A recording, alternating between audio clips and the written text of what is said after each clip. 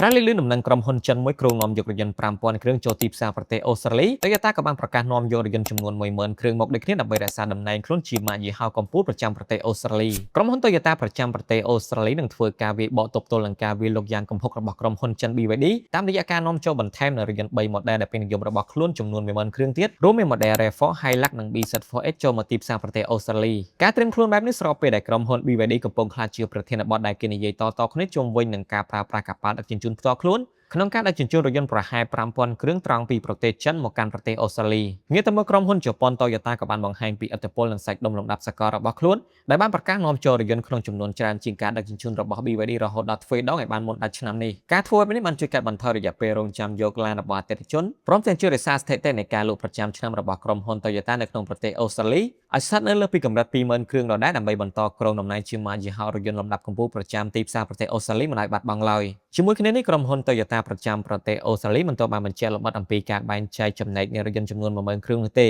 ថាតើ model RAV4 Hilux និង BZ4X មានចំនួនប៉ុន្មានគ្រឿងក្នុងមួយ model ប៉ុន្តែបើផ្អែកលើប្រជាប្រិយភាពដ៏ខ្លាំងក្លារបស់រថយន្តពីរ model ដំបូងច្បាស់ណាស់គឺ RAV4 និង Hilux នឹងអាចមានចំនួនច្រើនជាងខណៈវត្តមានរបស់រថយន្ត SUV អគ្គិសនីសុទ្ធ BZ4X អាចមានចំនួនតិចជាងគេនៅក្នុងចំណោមរថយន្តទាំង3 model នោះជុំវិញករណីនេះលោក John Pappas អនុប្រធានផ្នែកលក់និងប្រតិបត្តិការសិទ្ធិផ្ដាច់មុខរបស់ក្រុមហ៊ុន Toyota ប្រចាំប្រទេសអូស្ត្រាលីបានមានប្រសាសន៍ថាការកើនឡើងនៃការផ្គត់ផ្គង់រថយន្តនេះគឺជាសញ្ញាណមួយដ៏ល្អសម្រាប់អធិពលរបស់ផ្នែកចែកចាយក្នុងស្រុកទៅកាន់កម្រិតសកលលោក Pappas ក៏បានបន្ថែមថាការកើនឡើងនៃការផ្គត់ផ្គង់នេះគឺជាព័ត៌មានដ៏រីករាយបំផុតសម្រាប់អតិថិជននិងតំណាងចែកចាយរបស់យើងវាបានឆ្លុះបញ្ចាំងឲ្យឃើញពីភាពជាដៃគូរឹងមាំដែលយើងមានជាមួយក្រុមហ៊ុន Toyota ក្នុងកម្រិតសកលដើម្បីផ្ដល់អាទិភាពខ្ពស់ដល់ទីផ្សារប្រទេសអូស្ត្រាលីអ្វីដែលសំខាន់មួយទៀតលោកបានសង្កត់ធ្ងន់ថារថយន្តត្រកូល Hilux នៅតែជាជម្រើសដ៏សំខាន់បំផុតមិនអាចខ្វះបានសម្រាប់ប្រជាជនអូស្ត្រាលីជាច្រើនខណៈពេលដែល model RAV4 នៅតែបន្តនាំមុខគេក្នុងផ្នែករថយន្តប្រភេទ SUV ដោយសារតែវាមានភាពបត់បែនងាយស្រួលក្នុងការប្រើប្រាស់និងផ្ដល់ជូនអារម្មណ៍ល្អក្នុងការបើកបរព្រមទាំងផ្ដល់មកជាមួយប្រសិទ្ធភាពនៃការសន្សំសំចៃថែមទៀត